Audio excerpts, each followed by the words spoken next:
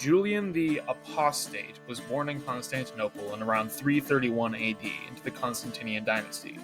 After his mother's death and the murder of several close relatives at the hand of his own cousin, he and his half-brother Gallus were excluded from public life and had a strictly guarded childhood.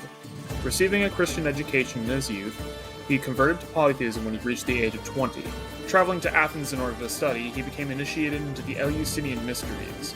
He kept his polytheistic beliefs secret for most of his early adulthood. He became Caesar in Gaul in 355 AD before eventually becoming sole emperor of the empire in 361. His first act as emperor was presiding over the Christian funeral of his predecessor and cousin, Constantius II, despite his rejection of Christianity. As emperor, he pursued a Neoplatonist view of Hellenic polytheism, which believed that the myths and tales of classical Greece were allegorical and that a supreme divine authority presided over the universe.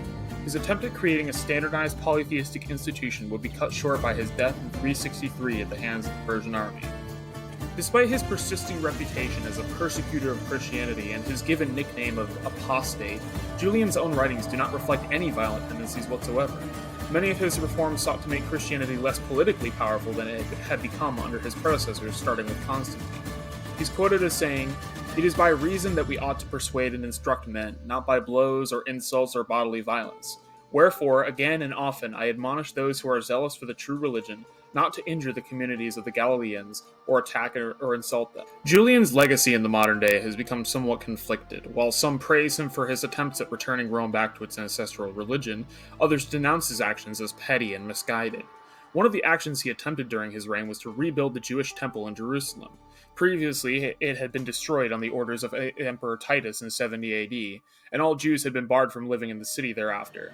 Julian wrote in his letter to the Jewish community that he would allow them to return to Jerusalem and would personally assist them in their construction of a new temple, but this proved to be a failure as his death would prevent any such change from occurring. Scholars debate whether this action was done out of Julian's genuine respect and admiration for Judaism, or if it was simply an action done despite Christianity.